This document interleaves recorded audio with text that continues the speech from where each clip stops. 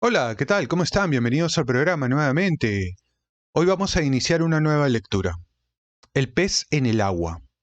En el año 1990, Mario Vargas Llosa postuló a la presidencia por el Frente Democrático, una coalición electoral que unió a los principales partidos de la derecha en aquella época aquí en el Perú.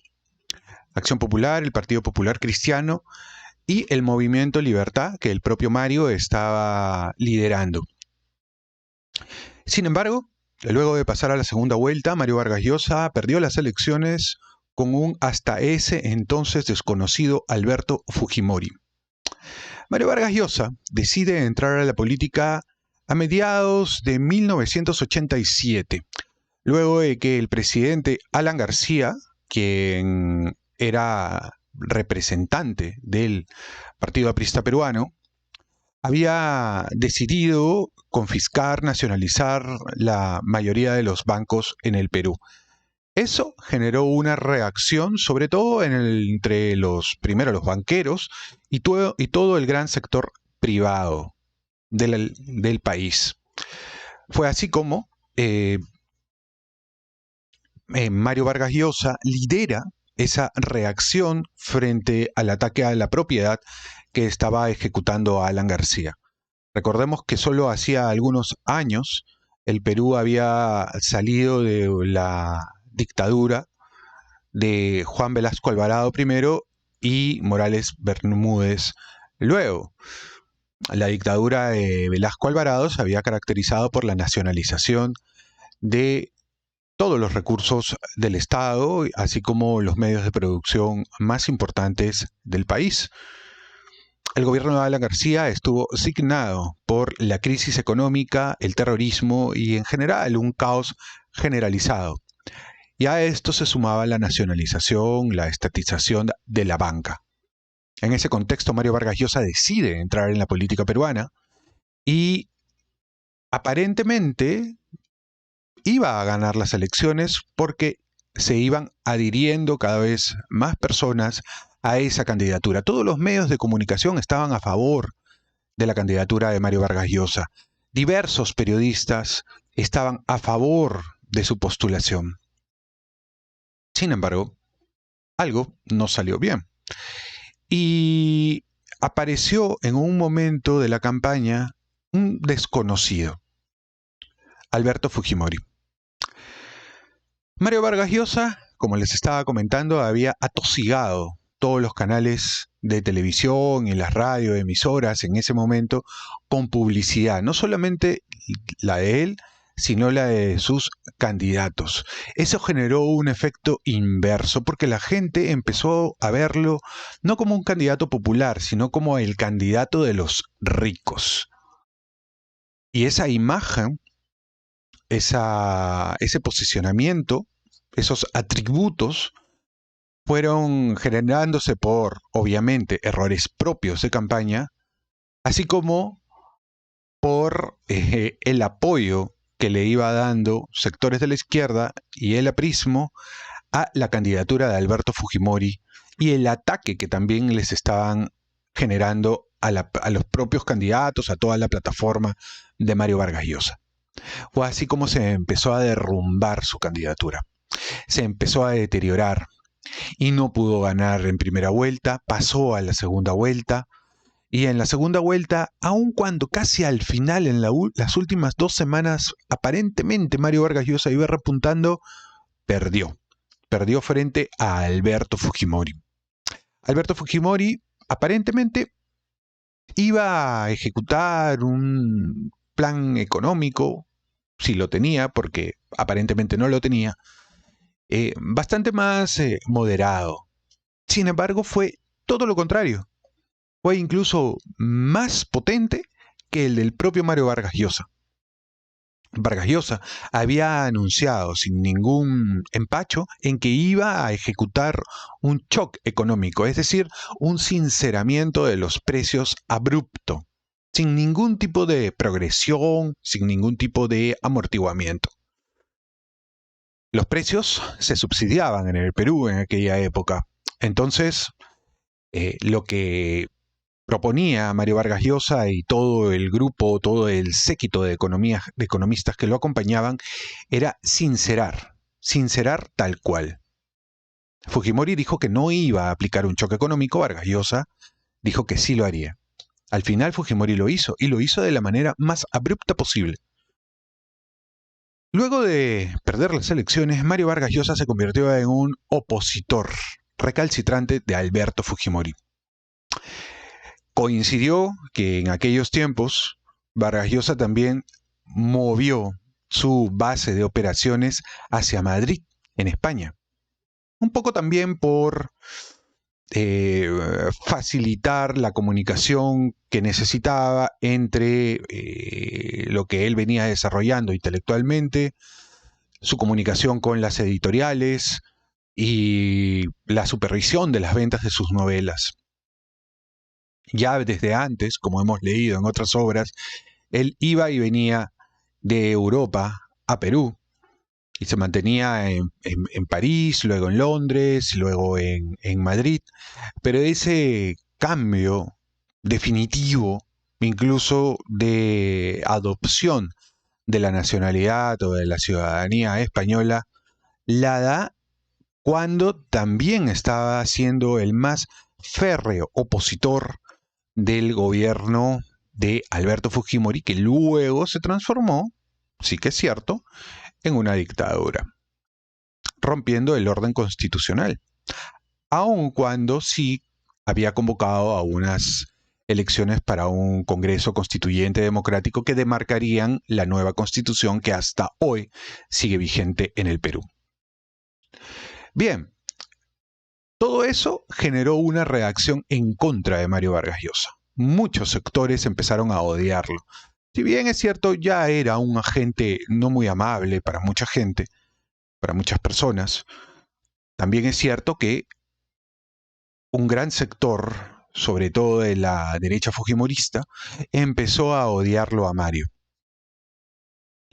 Mario Vargas Llosa luego publicó un libro en donde relataba, en forma de crónica, todo lo que había ocurrido durante la campaña, todos los pormenores que rodearon la gesta que finalmente lo llevó a la derrota, pero que tal vez facilitaron su permanencia en el mundo de la literatura. Vamos a leer El pez en el agua, y era necesario hacer este pequeño contexto porque nos vamos a situar hacia 1985, 1990, tal vez un poco más. Yo el libro no lo he leído y voy a intentar hacer algunos comentarios desde mi punto de vista, obviamente, en relación a este tema, y espero que me puedan acompañar y que les guste la obra que vamos a leer de Mario en esta oportunidad. Así que empecemos con el primer capítulo de El pez en el agua de Mario Vargas Llosa, la primera parte, que se llama Ese señor que era mi papá. Acompáñenme en la lectura.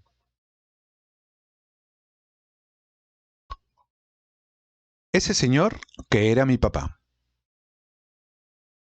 Mi mamá me tomó del brazo y me sacó a la calle por la puerta de servicio de la prefectura. Fuimos caminando hacia el malecón Eguiguren.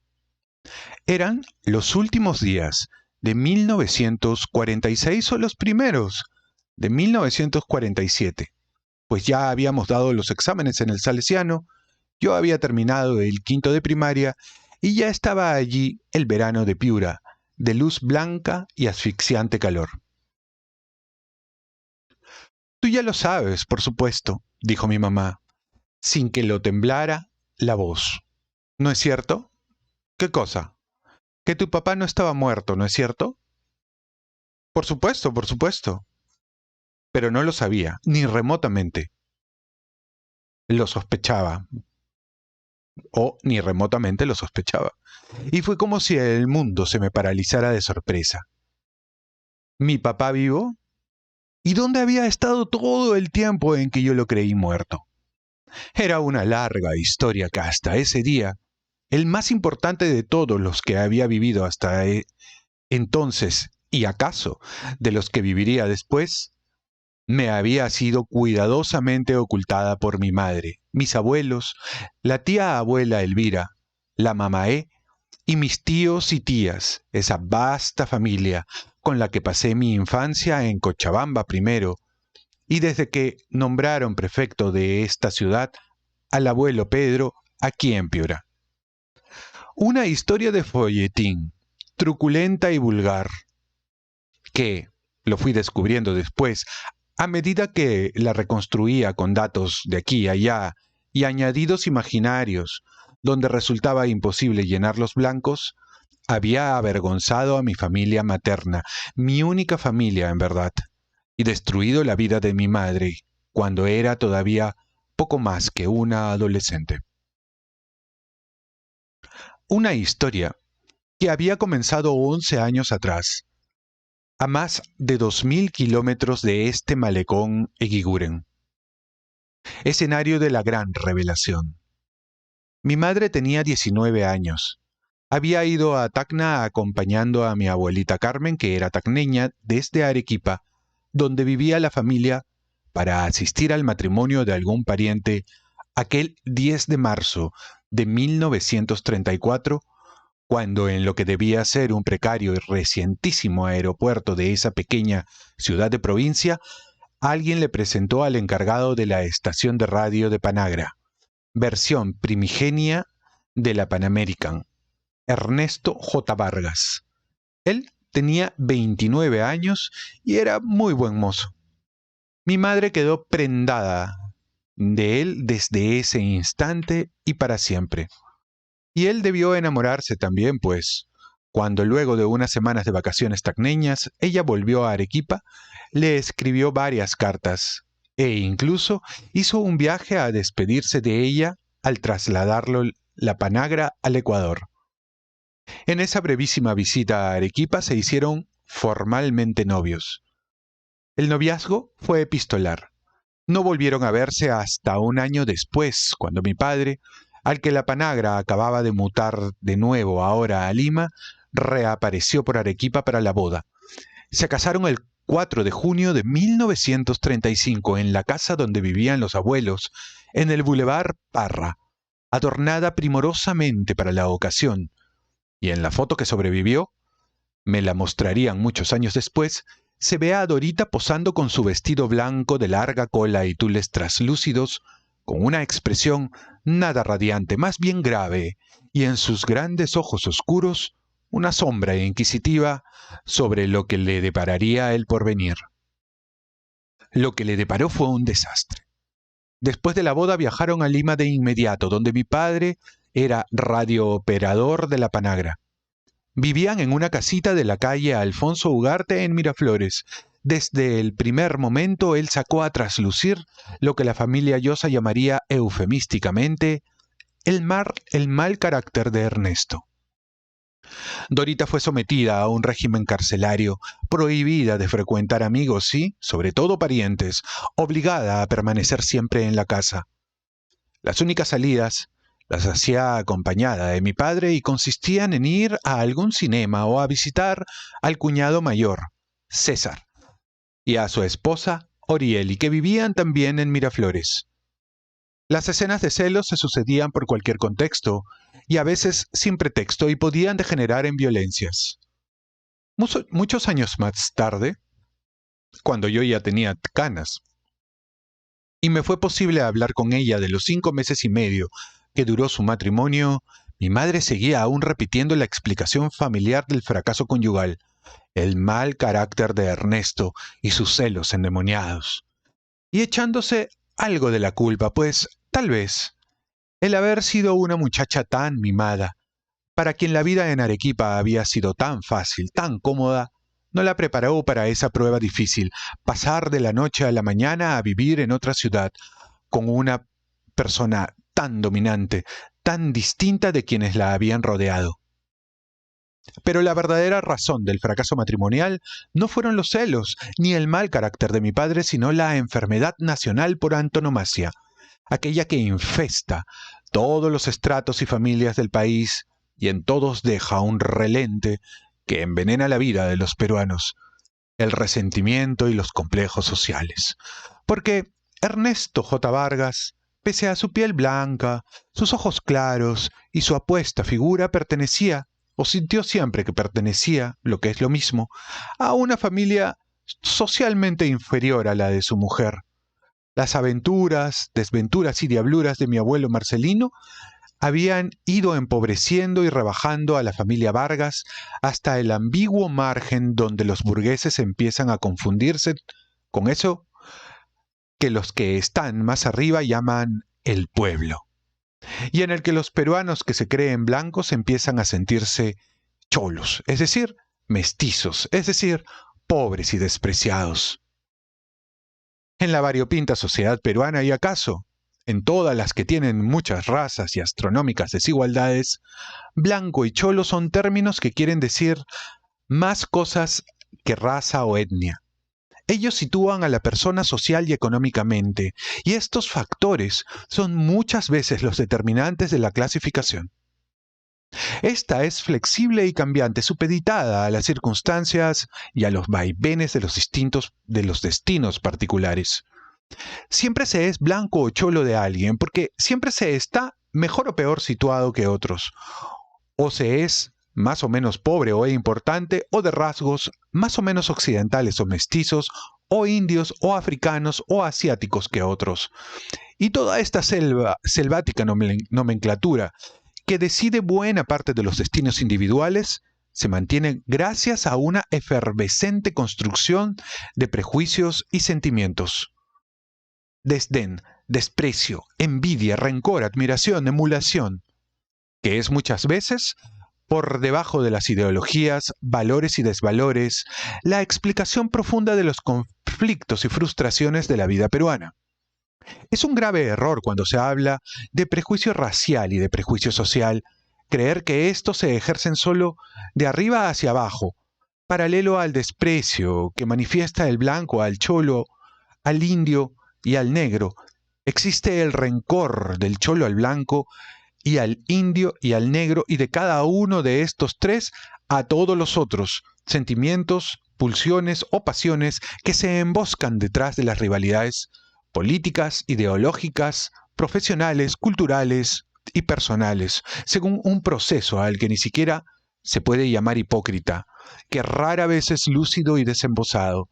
La mayoría de las veces es inconsciente, nace de un yo recóndito y ciego a la razón, que emana con la leche materna y empieza a formalizarse desde los primeros bajidos y balbuceos del peruano.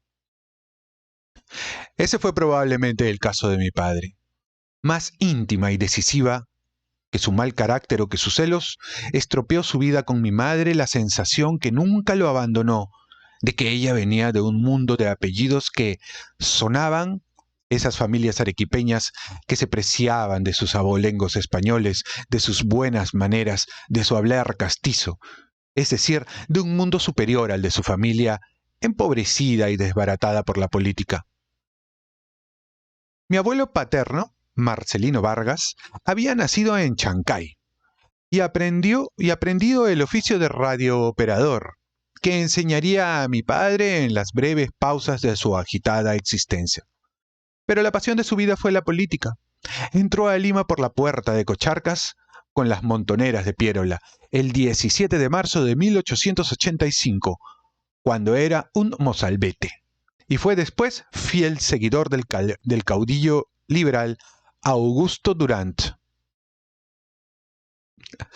en cuyas peripecias políticas lo acompañó, por lo que vivió a salto de mata, pasando de prefecto de Huánuco a deportado en Ecuador y preso y prófugo en muchas ocasiones.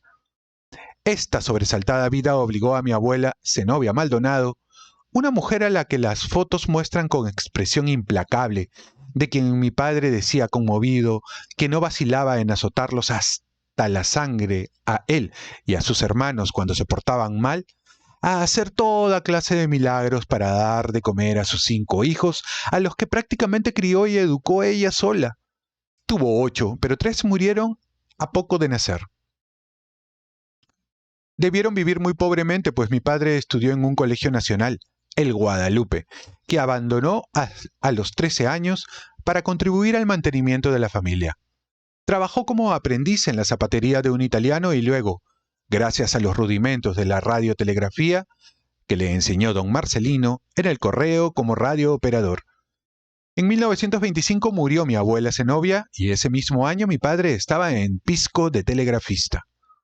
Un día compró a medias con un amigo un boleto de la boletería de Lima, que salió premiado, de la Lotería de Lima, que salió premiado con el premio mayor, 100.000 soles. Con los 50.000 que le tocaron, una fortuna para la época, se fue a Buenos Aires, que en la opulenta Argentina de los años 20 era para América Latina lo que París para Europa, donde llevó una vida disipada, en la que su dinero se agotó rápidamente. Con las obras, tuvo la prudencia de perfeccionar sus estudios de radiotelefonía en la Transradio, donde sacó un diploma profesional. Un año después ganó un concurso como segundo operador de la Marina Mercante Argentina, en la que permaneció 5 años viajando por todos los mares del mundo. De esta época era una fotografía de él, muy apuesto en uniforme azul marino, que adornó mi velador toda mi infancia cochabambina y que, al parecer, yo besaba al meterme a la cama, dando las buenas noches a mi papacito que está en el cielo. Regresó al Perú hacia 1932 o 1933, contratado por la Panagra como operador de vuelo. En esos avioncitos pioneros estuvo volando más de un año por los inexplorados cielos peruanos, hasta que en 1934 fue destinado al aeropuerto de Tacna, donde se produjo aquel encuentro en marzo de 1934, gracias al cual vine al mundo. Esa existencia transeúnte y diversa no liberó a mi padre de los tortuosos rencores y complejos de que está hecha la psicología de los peruanos. De algún modo, y por alguna complicada razón, la familia de mi madre llegó a representar para él lo que nunca tuvo o lo que su familia perdió: la estabilidad de un hogar burgués, el firme tramado de las relaciones con otras familias semejantes, el referente de una tradición y un cierto distintivo social. Y, como consecuencia, concibió hacia esa familia una animadversión que emergía con cualquier pretexto y se volcaba en improperios contra los Llosa, en sus ataques de rabia. En verdad, estos sentimientos tenían muy poco sustento ya en aquella época, mediados de los años 30, pues la familia Llosa, que había sido, desde que llegó a Arequipa, el primero de la estirpe, el maese de campo don Juan de la Llosa y Yaguno, acomodada y con ínfulas aristocráticas, había venido decayendo hasta ser, en la generación de mi abuelo, una familia arequipeña de clase media, de modestos recursos. Eso sí, bien relacionada y firmemente establecida en el mundillo de la sociedad. Era esto último, probablemente, lo que ese ser desenraizado, sin familia y sin pasado que era mi padre, nunca pudo perdonarle a mi mamá.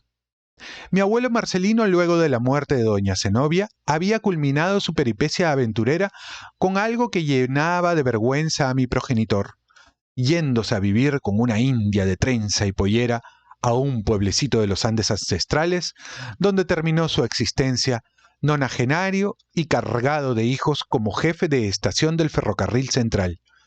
Ni siquiera los Llosa provocaban invectivas semejantes a las que le inspiraba don Marcelino, las raras veces que se refería a él.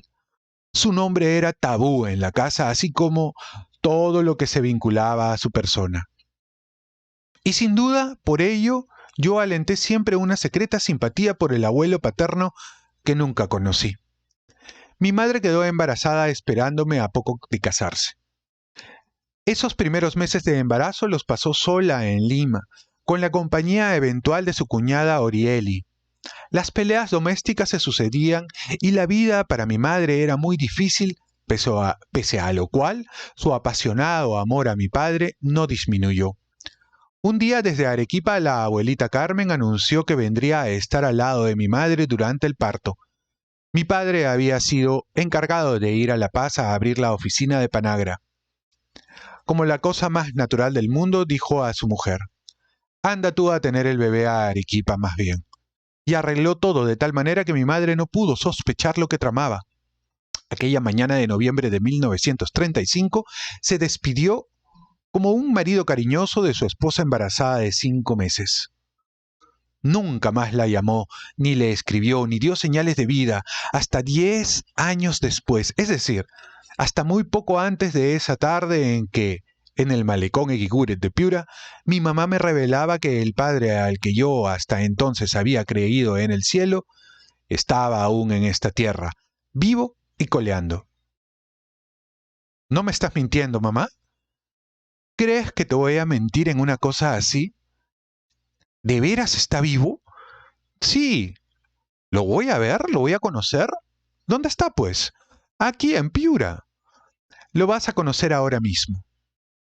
Cuando ya pudimos hablar de eso muchos años después de aquella tarde y muchos años después de que mi padre hubiera muerto, a mi madre todavía le temblaba la voz y se le llenaban los ojos de lágrimas, recordando la desazón de aquellos días en Arequipa, cuando ante el total enmudecimiento de su marido, no llamadas por teléfono, no telegramas, no cartas, ningún mensaje indicando sus señas en Bolivia, comenzó a sospechar que había sido abandonada y que, dado su famoso carácter, sin duda nunca lo volvería a ver ni a saber de él. Lo peor de todo, dice, fueron las habladurías. Lo que la gente inventó, los chismes, las mentiras, los rumores. Tenía tanta vergüenza. No me atrevía a salir de la casa. Cuando alguien venía a visitar a los papás, me encerraba en mi cuarto y echaba la llave. Menos mal que el abuelito Pedro, la abuela Carmen, la mamaé y todos sus hermanos se habían portado tan bien, acariñándola, protegiéndola, haciéndole sentir que, aunque había perdido a su marido, siempre tendría un hogar y una familia. En el segundo piso de la casa del Boulevard Parra, donde vivían los abuelos, nací en la madrugada del 28 de marzo de 1936, después de largo y doloroso alumbramiento. El abuelo envió un telegrama a mi padre a través de la panagra anunciándole mi venida al mundo. No respondió ni tampoco una carta que mi madre le escribió contándole que me había bautizado con el nombre de Mario. Como ignoraban si no contestaba porque no quería hacerlo o porque no le llegaban los mensajes, mis abuelos pidieron a un pariente que vivía en Lima, el doctor Manuel Bustamante de la Fuente, que le buscara en la panagra. Este fue a hablar con él al aeropuerto, donde mi padre había retornado luego de unos meses en Bolivia. Su reacción fue exigir el divorcio. Mi madre consintió y aquel se hizo por mutuo disenso a través de abogados, sin que los excónyuges tuvieran que verse las caras. Ese primer año de vida, el único que he pasado en la ciudad donde nací, y del que nada recuerdo, fue un año infernal para mi madre, así como para los abuelos y el resto de la familia. Una familia prototípica de la burguesía arequipeña en todo lo que la expresión tiene de conservador, que compartían la vergüenza de la hija abandonada y ahora madre de un hijo sin padre. Para la sociedad de Arequipa, prejuiciosa y pacata, el misterio de lo ocurrido a Dorita excitaba las habladurías. Mi madre no ponía los pies en la calle salvo para ir a la iglesia y se dedicó a cuidar al niño recién nacido, secundada por mi abuela y la mamaé, que hicieron del primer nieto la persona mimada de la casa. Un año después de nacido yo, el abuelo firmó un contrato de 10 años con la familia Said para ir a trabajar unas tierras que ésta acababa de adquirir en Bolivia, cerca de Santa Cruz, la hacienda Saipina, donde quería introducir el cultivo del algodón, que aquel había sembrado con éxito en Camaná. Aunque nunca me lo dijeron, nadie puede quitarme de la cabeza que la infortunada historia de su hija mayor y la tremenda incomodidad que les causaba el abandono y el divorcio de mi madre impulsaron al abuelo a aceptar aquel trabajo que sacó a la familia de Arequipa, a donde nunca volverían. Fue para mí un gran alivio ir a otro país, a otra ciudad donde la gente me dejara en paz, dice mi madre de aquella mudanza. La familia Llosa se trasladó a Cochabamba. Entonces, una ciudad más vivible que el pueblecito minúsculo y aislado que era Santa Cruz, y se instaló en una enorme casa de la calle Ladislao Cabrera, en la que transcurrió toda mi infancia. La recuerdo como un Edén. Tenía un zaguán de techo alto y combado que devolvía las voces, y un patio con árboles, donde mis primas Nancy y Gladys y mis amigos de la Salle reproducíamos las películas de Tarzán y las seriales que veíamos los domingos después de la misa del colegio en las matinales del cine Rex. Alrededor de ese primer patio había una terraza con pilares, unas lonas para el sol y unas mecedoras, donde el abuelo Pedro, cuando no estaba en la hacienda, solía dormir la siesta, columpiándose, con unos ronquidos que a mí y a mis primas nos divertían a morir. Había otros dos patios, uno de baldosas y otro de tierra, donde estaban el lavadero, los cuartos de la servidumbre y unos corrales, en los que había siempre gallinas y, en una época, una cabrita que trajeron de Saipina y que la abuela terminó por adoptar. Uno de mis primeros terrores de infancia fue esta cabrita que, cuando se soltaba de su amarra, la emprendía a topetazos con todo lo que se le ponía adelante, causando una revolución en la casa. En otra época hubo también una lorita parlanchina que imitaba las ruidosas pataletas que me aquejaban con frecuencia y chillaba como yo. ¡Abuela! ¡Abuela! La casa era enorme, pues cabíamos en ella con cuartos propios, los abuelos, la mamaé, mi mamá y yo, mis tíos Laura y Juan y sus hijas Nancy y Gladys, los tíos Lucho y Jorge y el tío Pedro, que estudiaban medicina en Chile pero venían a pasar vacaciones con nosotros. Y además, las sirvientas y la cocinera, nunca menos de 3. En aquella casa fui engreído y consentido hasta unos extremos que hicieron de mí un pequeño monstruo. El engreimiento se debía a que era el primer nieto para los abuelos y el primer sobrino de los tíos, y también a ser el hijo de la pobre Dorita, un niño sin papá. El no tener papá, o mejor dicho, que mi papá estuviera en el cielo, no era algo que me atormentara. Al contrario, esa condición me confería un estatus privilegiado, y la falta de un papá verdadero había sido compensada con varios sustitutorios, el abuelo y los tíos Juan, Lucho, Jorge y Pedro. Mis diabluras hicieron que mi mamá me matriculara en la Salle a los 5 años, uno antes de lo que recomendaban los hermanos. Aprendí a leer poco después en la clase del hermano Justiniano, y esto, lo más importante que me pasó en la vida hasta aquella tarde del malecón Eguiguren, sosegó en algo mis ímpetus. Pues la lectura de los Billikens, Penecas y toda clase de historietas y libros de aventura se convirtió en una ocupación apasionante que me tenía quieto muchas horas. Pero la lectura no me impedía los juegos y era capaz de invitar a toda mi clase a tomar el té a la casa, excesos que la abuelita Carmen y la mamá a quienes, si Dios y el cielo existen, espero hayan premiado adecuadamente, soportaban sin chistar, preparando con afán los panes con mantequilla, los refrescos y el café con leche para todo ese enjambre. El año entero era una fiesta. Había los paseos a Calacala, ir a comer empanadas salteñas a la plaza los días de retreta, el cine y a jugar a casa de los amigos. Pero había 2 fiestas que destacaban por la emoción y la felicidad que me traían: los carnavales y la Navidad.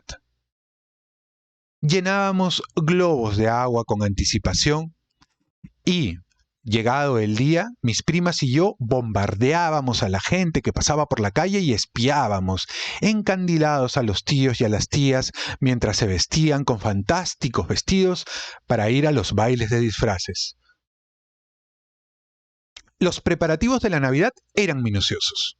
La abuela y la mamaé sembraban el trigo en unas latitas especiales para el nacimiento, laboriosa construcción animada con figuras de pastores y animalitos en yeso que la familia había traído desde Arequipa, o tal vez la abuelita desde Tacna.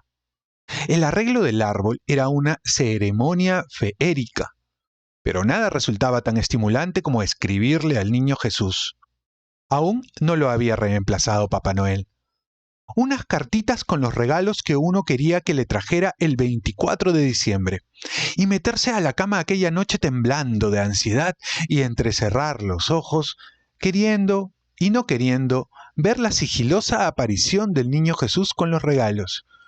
Libros, muchos libros, que dejaría al pie de la cama y que yo descubriría al día siguiente con el pecho reventando de la excitación. Mientras estuve en Bolivia hasta fines de 1945, creí en los juguetes del niño Dios y en que las cigüeñas traían a los bebés del cielo, y no cruzó por mi cabeza uno solo de aquellos que los confesores llamaban malos pensamientos. Ellos aparecieron después, cuando ya vivía en Lima. Era un niño travieso y llorón, pero inocente como un lirio, y devotamente religioso. Recuerdo el día de mi primera comunión como un hermoso acontecimiento.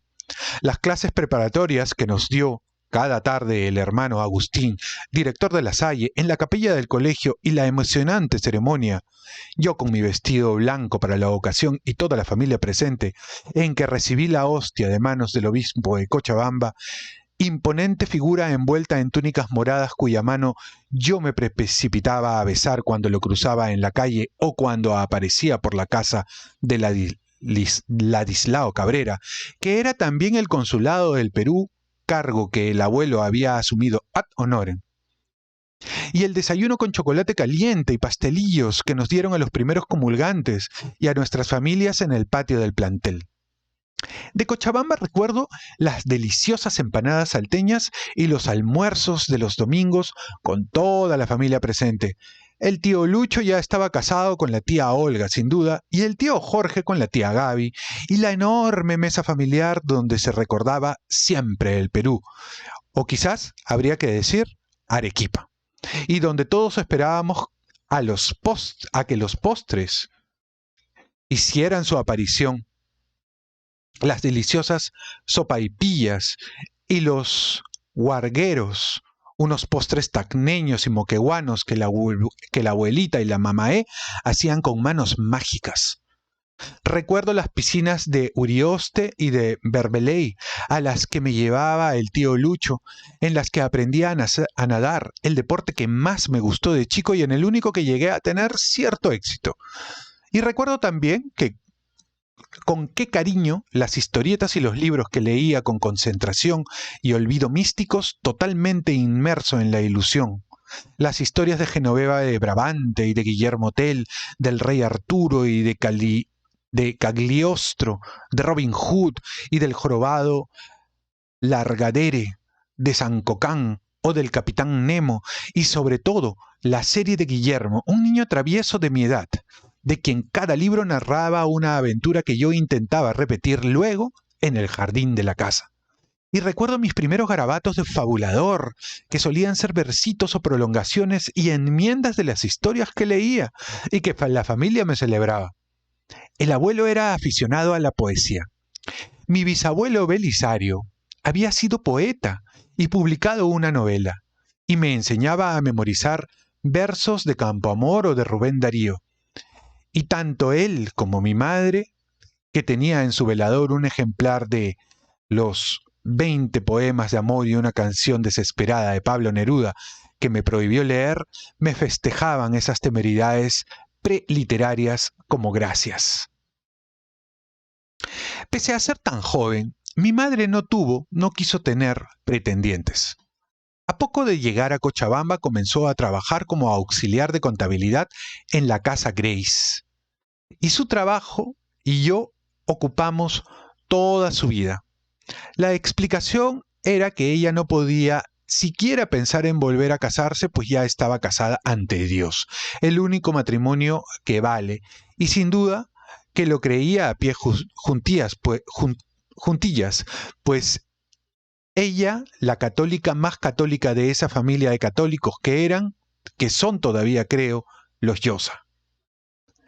Pero más profunda que la razón religiosa, para que luego de su divorcio permaneciera indiferente a quienes se acercaron a ella, fue que, pese a lo ocurrido, siguió enamorada de mi padre, con una pasión total e inconmovible que ocultó a todos los que la rodeaban, hasta que, al regresar la familia al Perú, el desaparecido Ernesto J. Vargas reapareció para entrar de nuevo como un torbellino en su vida y en la mía.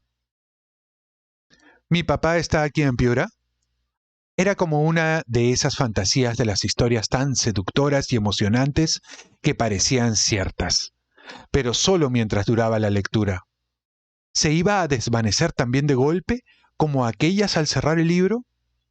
Sí, en el hotel de turistas. ¿Y cuándo voy a verlo? Ahora mismo. Pero no se lo digas a tus abuelitos.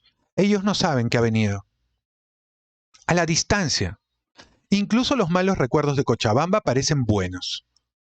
Fueron dos: la operación de amígdalas y el perro danés del garaje de un alemán, el señor Beckham, o Beckman, situado frente a la casa de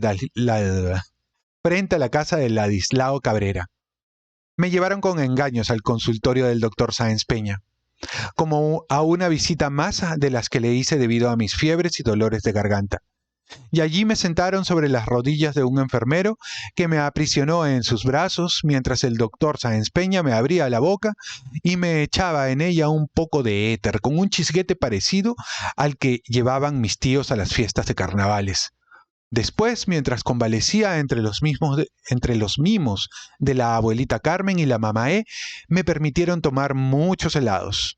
Al parecer, durante esa operación con anestesia local, chillé y me moví estorbando el trabajo del cirujano, el que dio mal los tajos y me dejó pedazos de amígdalas. Estas se reprodujeron y ahora las tengo de nuevo completas. El gran danés del señor Beckman me fascinaba y aterraba. Lo tenía amarrado y sus ladridos atronaban mis pesadillas. En una época, Jorge, el menor de mis tíos, guardaba su auto en las noches en ese garaje y yo lo acompañaba, paladeando la idea de lo que ocurriría si el gran danés del señor Beckman se soltaba. Una noche se abalanzó sobre nosotros, nos echamos a correr. El animal nos persiguió, nos alcanzó ya en la calle y a mí me desgarró el fondillo del pantalón. La mordedura fue superficial, pero la excitación y las versiones dramáticas de ella di a los compañeros de colegio duraron semanas. Y un día resultó que al tío José Luis, embajador del Perú en La Paz y pariente del abuelito Pedro, lo eligieron presidente de la República en el lejano Perú. La noticia revolucionó a toda la familia, donde el tío José Luis era reverenciado como una celebridad. Había venido a Cochabamba y estado en casa varias veces y yo compartía la admiración hacia ese importante pariente tan bien hablado, de corbata pajarito, sombrero ribeteado y que caminaba con las patitas muy separadas, igualito que Chaplin, porque en cada uno de esos viajes se había despedido de mí, dejándome una propina en el bolsillo. Apenas asumió la presidencia, el tío José Luis le ofreció al abuelo ser cónsul del Perú en Arica o prefecto de Piura. El abuelito, cuyo contrato con los Said se acababa de cumplir, eligió Piura. Partió casi de inmediato y dejó al resto de la familia la tarea de deshacer la casa. Nos quedamos allí hasta fines de 1945, de modo que yo y mis primas, Nancy y Gladys, pudiéramos dar los exámenes de fin de año. Tengo una borrosa idea de esos últimos meses en Bolivia, de la interminable sucesión de visitas que venían a decir adiós a esa familia Llosa, que, en muchos sentidos, era ya cochabambina. El tío Lucho se había casado con la tía Olga, quien, aunque chilena de nacimiento, era boliviana de familia y corazón, y el tío Jorge con la tía Gaby, ella sí boliviana, por sus 4 costados. Y además, la familia había crecido en Cochabamba. A la primera hija del tío Lucho y la tía Olga, Wanda, que nació en la casa de Ladislao Cabrera, me aseguran que yo intenté verla venir al mundo subiéndome a espiar su nacimiento a uno de esos altos árboles del primer patio, del que me bajó el tío Lucho de una oreja. Pero no debe ser cierto, pues no lo recuerdo, o si lo es, no llegué a enterarme de gran cosa, porque, ya lo he dicho, salí de Bolivia convencido de que los niños se encargaban al cielo y los traía al mundo las cigüeñas.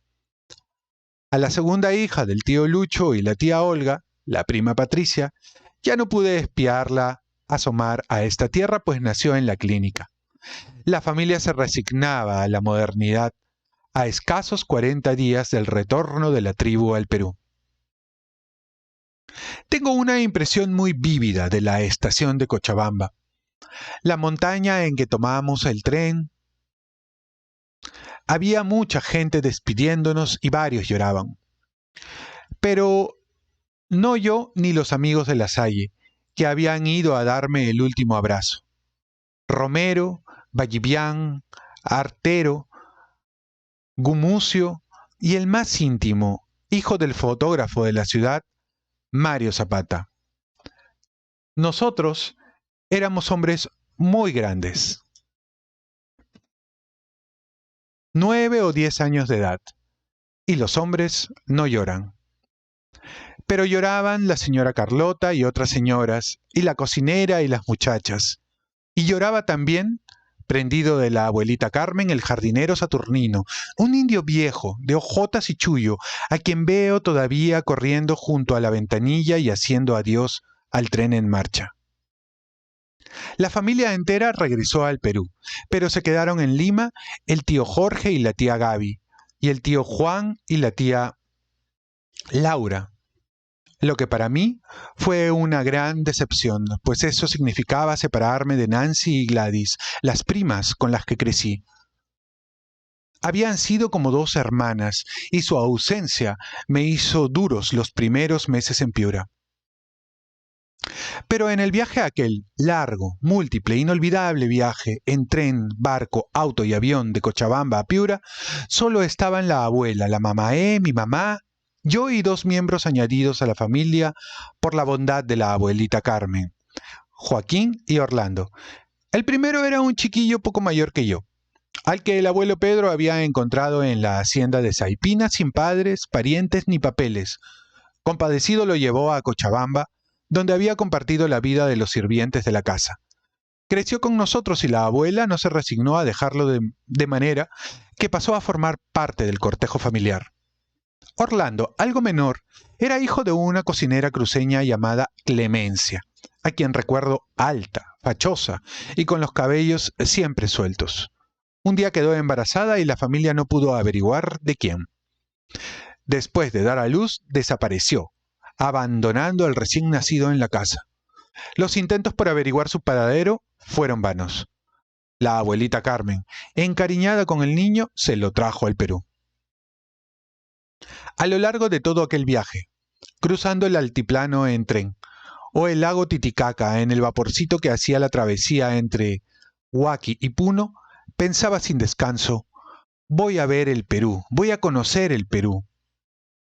En Arequipa, donde había estado una vez con mi madre y mi abuela para el Congreso Eucarístico de 1940, volvimos a alojarnos en casa del tío Eduardo y su cocinera Inocencia volvió a hacerme esos rojizos y picantes chupes de camarones que me encantaban. Pero el gran momento del viaje fue el descubrimiento del mar, al terminar la cuesta de las Calaveras y divisar las playas de Camaná. Mi excitación fue tal que el chofer del automóvil que nos llevaba a Lima paró para que yo me zambullera en el Pacífico.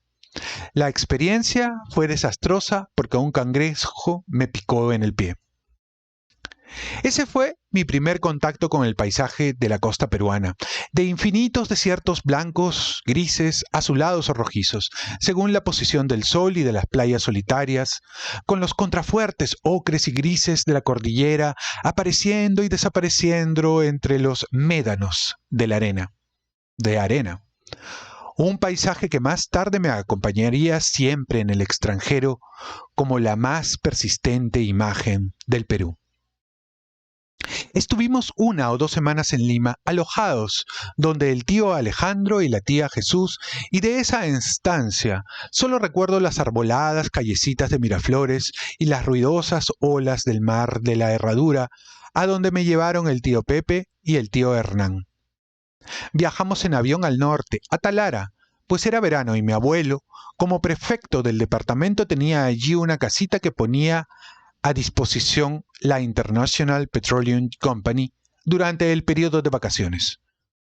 El abuelito nos recibió en el aeropuerto de Talara y me alcanzó una postal con la fachada del Colegio Salesiano de Piura, donde me había matriculado, ya para el quinto de primaria. De esas vacaciones talareñas recuerdo al amable Juan Taboada, mayordomo del club de la International Petroleum y dirigente sindical y líder del partido aprista. Servía en la casa y me tomó cariño. Me llevaba a ver partidos de fútbol y cuando daban películas para menores, a las funciones de un cinema al aire libre, cuya pantalla era la pared blanca de la parroquia. Pasé todo el verano metido en la piscina de la International Petroleum, leyendo historietas, escalando los acantilados circundantes y espiando fascinado los misteriosos andares de los cangrejos de la playa. Pero en verdad sintiéndome solo y tristón, lejos de las primas Nancy y Gladys y de mis amigos cochabambinos, a quienes echaba mucho de menos. En Talara, ese 28 de marzo de 1946, cumplí 10 años. Mi primer encuentro con el salesiano y mis nuevos compañeros de clase no fue nada bueno. Todos tenían 1 o 2 años más que yo, pero parecían aún más grandes porque decían palabrotas y hablaban de porquerías que nosotros allá en La Salle, en Cochabamba, ni siquiera sabíamos que existían. Yo regresaba todas las tardes a la casona de la prefectura a darle mis quejas al tío Lucho, espantado de las lisuras que oía y furioso de que mis compañeros se burlaran de mi manera de hablar serrana y de mis dientes de conejo. Pero poco a poco me fui haciendo de amigos. Manolo y Ricardo Artadi, el borrao Garcés, el gordito Javier Silva, Chapirito Seminario, gracias a los cuales fui adaptándome a las costumbres y a las gentes de esa ciudad que dejaría una marca tan fuerte en mi vida. A poco de entrar al colegio, los hermanos Artadi y Jorge Salmón, una tarde que nos bañábamos en las aguas ya retiradas del Piura, entonces río de Avenida, me revelaron el verdadero origen de los bebés y lo que significaba la palabrota impronunciable cachar. La revelación fue traumática, aunque estoy seguro esta vez de haber rumiado en silencio sin ir a contárselo al tío Lucho, la repugnancia que sentía al imaginar a esos hombres animalizados, con los falos tiesos montados sobre esas pobres mujeres que debían sufrir sus embestidas. Que mi madre hubiera podido pasar por trance semejante para que yo viniera al mundo me llenaba de asco y me hacía sentir que, saberlo, me había ensuciado y ensuciado mi relación con mi madre y ensuciado de algún modo la vida. El mundo se me había vuelto sucio. Las explicaciones del sacerdote que me confesaba, el único ser al que me atreví a consultar sobre este angustioso asunto, no debieron tranquilizarme, pues el tema me atormentó días y noches y pasó mucho tiempo antes de que me resignara a aceptar que la vida era así, que hombres y mujeres hacían esas porquerías resumidas en el verbo cachar y que no había otra manera de que continuara la especie humana y de que hubiera podido nacer yo mismo. La prefectura de Piura fue el último trabajo estable que tuvo el abuelo Pedro. Creo que los años que vivió allá hasta el golpe militar de Odría de 1948, que derrocó a José Luis Bustamante y Rivero, la familia fue bastante feliz. El salario del abuelito debía ser muy modesto, pero ayudaban a los gastos de la casa el tío Lucho, que trabajaba en la casa Romero, y mi madre, quien había encontrado un puesto en la sucursal piurana de la Grace. La prefectura tenía 2 patios y unos entretechos legañosos, donde anidaban murciélagos.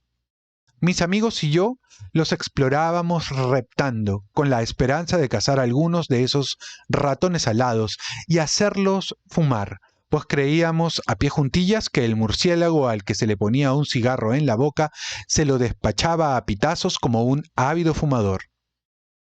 La Piura de entonces era pequeñita y muy alegre, de hacendados prósperos y campechanos.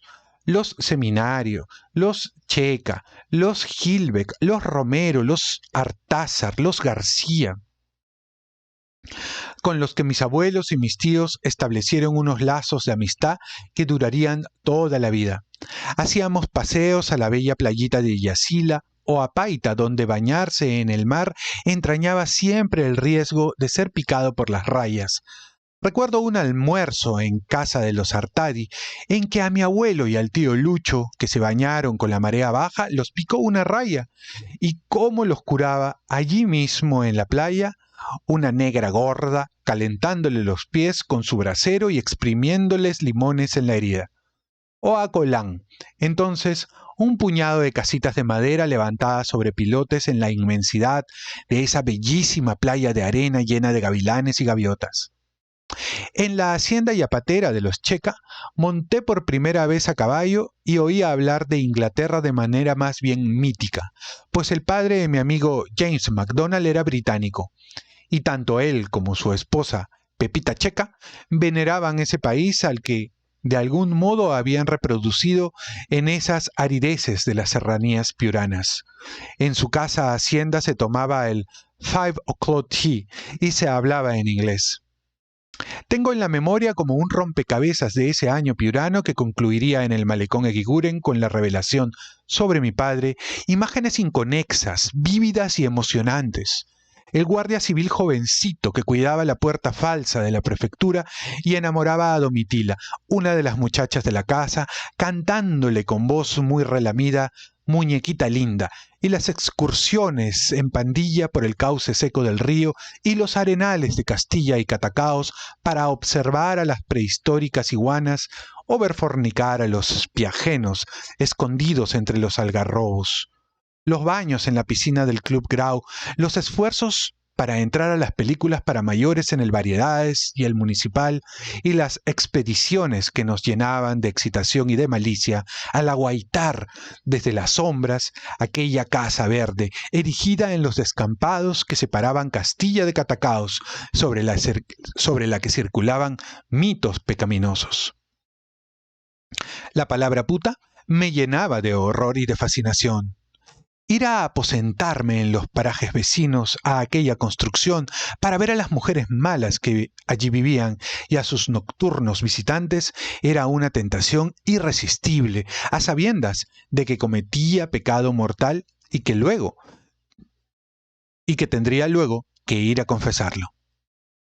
Y las estampillas que empecé a juntar, estimulado por la colección que conservaba el abuelito Pedro, una colección de sellos raros, triangulares, multicolores, de lenguas y países exóticos, que había reunido mi bisabuelo Belisario, y cuyos 2 tomos eran uno de los tesoros de la familia Llosa, uno de los tesoros que la familia Llosa acarreaba por el mundo, que me dejaban hojear si me portaba bien. El párroco de la Plaza Merino, el padre García, un curita español viejo y cascarrabias, era también coleccionista y solía ir a intercambiar con él los sellos repetidos, en unos regateos que a veces terminaban con una de esas explosiones de rabia suyas que a mí y a mis amigos nos encantaba provocar. La otra reliquia familiar era el libro de las óperas que había heredado de sus padres la abuelita Carmen, un antiguo y hermoso libro de forros rojos y dorados, con ilustraciones, donde estaban los argumentos de todas las grandes óperas italianas y algunas de sus arias principales, y que yo pasaba horas leyendo. Los ramalazos de la vida cívica de Piura, donde las fuerzas políticas estaban más equilibradas que en el resto del país, me llegaban de manera confusa. Los malos eran los apristas, que habían traicionado al tío José Luis y le estaban haciendo la vida imposible allá en Lima, y cuyo líder, Víctor Raúl Aya de la Torre, había atacado al abuelo en un discurso, aquí en la Plaza de Armas, acusándolo de ser prefecto antiaprista. Esa manifestación del APRA la fui a espiar pese a la prohibición de la familia y descubrí ahí a mi compañero Javier Silva Ruete, cuyo padre era apristón, enarbolando un cartel más grande que él mismo que decía: «Maestro, la juventud te aclama». Pero, pese a toda la maldad que el APRA encarnaba, había en Piura algunos apristas decentes, amigos de mis abuelos y mis tíos, como el padre de Javier, el doctor Máximo Silva, el doctor Guillermo Gullman, y el doctor Iparraguirre, dentista de la familia, con cuyo hijo organizábamos veladas teatrales en el zaguán de su casa. Enemigos mortales de los apristas eran los urristas de la Unión Revolucionaria que presidía el peruano Luis A. Flores, cuya ciudadela era el barrio de la Mangachería, célebre por sus chicherías y picanterías y por sus conjuntos musicales. La leyenda inventó que el general Sánchez Cerro, dictador que fundó la URR y que fue asesinado por un aprista el 30 de abril de 1933, había nacido en la Mangachería. Y por eso todos los mangaches eran urristas, y todas las cabañas de barro y caña brava de ese barrio de calles de tierra llenos de churres y piajenos, como se llama a los niños y a los burros en la jerga piurana, lucía bailoteando en las paredes alguna descolorida imagen de Sánchez Cerro.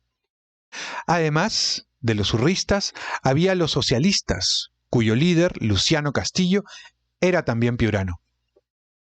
Las batallas callejeras entre apristas, urristas y socialistas eran frecuentes, y yo lo sabía porque esos días, mitin callejero que degeneraba siempre en pugilato, no me dejaban salir y venían más policías a cuidar la prefectura, lo que no impidió alguna vez que los búfalos apristas, al terminar su manifestación, se llegaran hasta las cercanías a apedrear nuestras ventanas.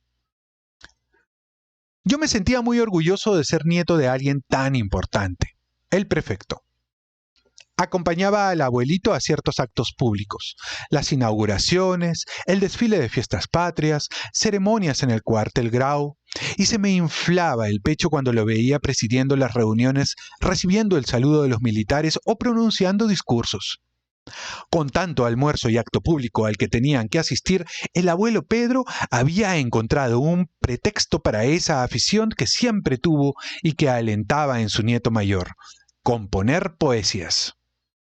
Las hacía con facilidad, con cualquier motivo, y cuando le tocaba hablar en los banquetes y actos oficiales, muchas veces leía unos versos escritos para la ocasión. Aunque al igual que en Bolivia, ese año piurano seguí leyendo con pasión historias de aventuras y garabateando poemitas o cuentos. Esas aficiones debieron sufrir cierto receso por el mucho tiempo que dedicaba a mis nuevos amigos y a tomar posesión de esta ciudad en la que pronto me sentí como en casa. Las dos cosas que decidirían mi vida futura y que ocurrieron en ese año de 1946, solo las supe 30 o 40 años después. La primera, una carta que recibió un día mi mamá. Era de Orieli, la cuñada de mi padre. Se había enterado por los periódicos que el abuelo era prefecto de Piura y suponía que Dorita estaba con él. ¿Qué había sido de su vida? ¿Se había vuelto a casar? ¿Y cómo estaba el hijito de Ernesto? Había escrito la carta por instrucciones de mi padre, quien una mañana, yendo en su coche a la oficina, había escuchado en la radio el nombramiento de don Pedro J. Llosa Bustamante como prefecto de Piura. La segunda era un viaje de pocas semanas que había hecho mi mamá a Lima. En agosto, para una operación menor. Llamó a Orieli y ésta la invitó a tomar el té. Al entrar a la casita de Magdalena del Mar, donde aquella y el tío César vivían, divisó a mi padre en la sala. Cayó desmayada. Debieron alzarla en peso, tenderla en un sillón, reanimarla con sales. Verlo un instante bastó para que aquellos 5 meses y medio de pesadillas de su matrimonio y el abandono y los 10 años de mudez de Ernesto J. Vargas se le borraran de la memoria. Nadie en la familia supo de ese encuentro, ni de la secreta reconciliación, ni de la conjura epistolar de varios meses, fraguando la emboscada que había comenzado ya a tener lugar aquella tarde en el malecón Eguiguren, bajo el radiante sol del verano que empezaba. ¿Por qué no comunicó mi madre a sus padres y hermanos que había visto a mi padre? ¿Por qué no les dijo lo que iba a hacer? Porque sabía que ellos hubieran tratado de disuadirla y le hubieran pronosticado lo que le esperaba. Dando brincos de felicidad, creyendo y no creyendo lo que acababa de oír, apenas escuché a mi madre mientras íbamos hacia el hotel de turistas repetirme que si encontrábamos a los abuelos, a la mamaé, al tío Lucho o a la tía Olga, no debía decir una palabra sobre lo que acababa de revelarme. En mi agitación no se me pasaba por la cabeza preguntarle por qué tenía que ser un secreto que mi papá estuviera vivo y hubiera venido a Piura y dentro de unos minutos yo fuera a conocerlo. ¿Cómo sería? ¿Cómo sería? Entramos al hotel de turistas y, apenas cruzamos el umbral de una salita que se hallaba a mano izquierda, se levantó y vino hacia nosotros un hombre vestido de terno beige y una corbata verde con motas blancas. «Este es mi hijo», le oí decir. Se inclinó, me abrazó y me besó. Yo estaba desconcertado y no sabía qué hacer. Tenía una sonrisa falsa, congelada en la cara.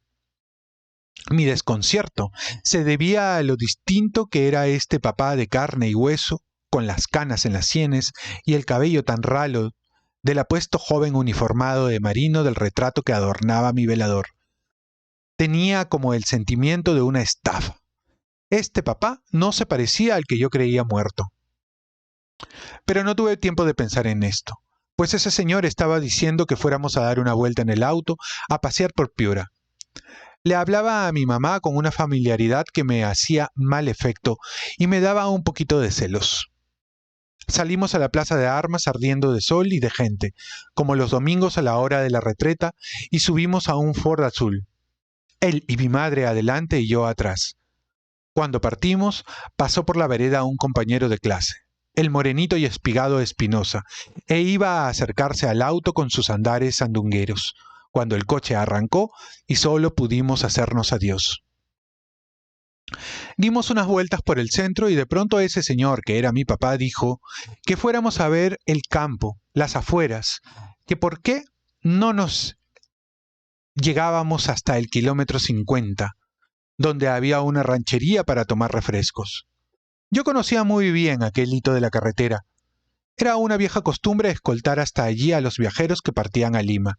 Con mis abuelitos y los tíos Lucho y Olga lo habíamos hecho. En fiestas patrias, cuando el tío Jorge, la tía Gaby, la tía Laura y mis primas, Nancy y Gladys, y la reciente hermanita de estas, Lucy, habían venido a pasar unos días de vacaciones.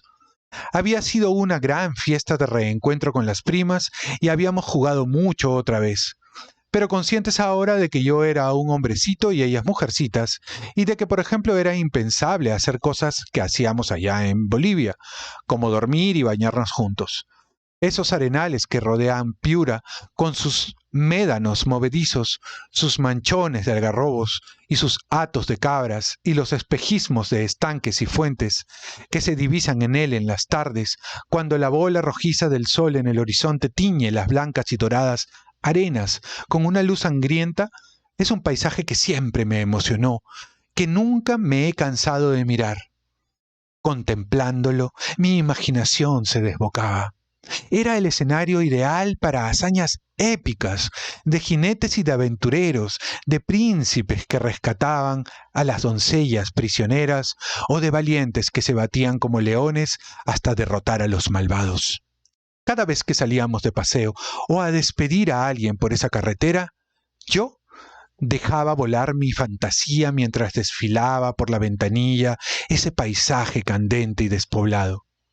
Pero estoy seguro de no haber visto esta vez nada de lo que ocurría fuera del automóvil, pendiente como estaba, con todos los sentidos, de lo que ese señor y mi mamá se decían, a veces a media voz, intercambiando unas miradas que me indignaban. ¿Qué estaban insinuándose por debajo de aquello que oía? Hablaban de algo y se hacían los que no, pero yo me daba cuenta muy bien, porque no era ningún tonto. ¿De qué me daba cuenta? ¿Qué me escondían? Al llegar al kilómetro 50, después de tomar unos refrescos, el señor, que era mi papá, dijo que, ya que habíamos llegado hasta aquí, ¿por qué no seguir hasta Chiclayo? ¿Conocía yo Chiclayo? No, no lo conocía. Entonces vámonos hasta Chiclayo, para que Marito conozca la ciudad del arroz con pato. Mi malestar creció e hice las 4 o 5 horas de ese tramo sin asfaltar, lleno de huecos y baches y largas colas de camiones en la cuesta de Olmos, con la cabeza llena de acechanzas, convencido de que todo esto había sido tramado desde mucho antes, a mis espaldas, con la complicidad de mi mamá. Querían embaucarme como si fuera un niñito cuando yo me daba muy bien cuenta del engaño. Cuando oscureció, me eché en el asiento simulando dormir. Pero estaba muy despierto, la cabeza y el alma puestos en lo que murmuraban. En un momento de la noche protesté. Los abuelos se habrán asustado al ver que no regresamos, mamá. Los llamaremos de Chiclayo, se adelantó a responder el señor que era mi papá. Llegamos a Chiclayo al amanecer y en el hotel no había nada que comer, pero a mí no me importó porque no tenía hambre. A ellos sí, y compraron galletas que yo no probé. Me dejaron en un cuarto solo y se encerraron en el de al lado. Estuve toda la noche con los ojos abiertos y el corazón sobresaltado, tratando de oír alguna voz, algún ruido en el cuarto contiguo, muerto de celos y sintiéndome víctima de una gran traición. A ratos me venían arcadas de disgusto, un asco infinito, imaginando que mi mamá podía estar ahí haciendo con el señor ese las inmundicias que hacían los hombres y las mujeres para tener hijos. A la mañana siguiente, luego del desayuno, apenas subimos al Ford Azul, él dijo lo que yo sabía muy bien que iba a decir. Nos estamos yendo a Lima, Mario. ¿Y qué van a decir los abuelos? Balbucié. La mamaé, el tío Lucho. ¿Qué van a decir? Respondió él. ¿Acaso su hijo no debe estar con su padre? ¿No debe vivir con su padre? ¿Qué piensas tú? ¿Qué te parece a ti? Lo decía con una vocecita que yo le escuchaba por primera vez, con ese tono agudo, silbeante, que pronto me infundiría más pavor que esas prédicas sobre el infierno que nos dio allá en Cochabamba el hermano Agustín cuando nos separaba para la primera comunión.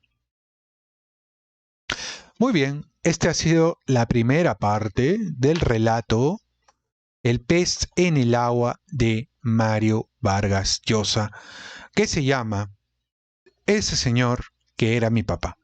Unas pequeñísimas palabras para concluir el video.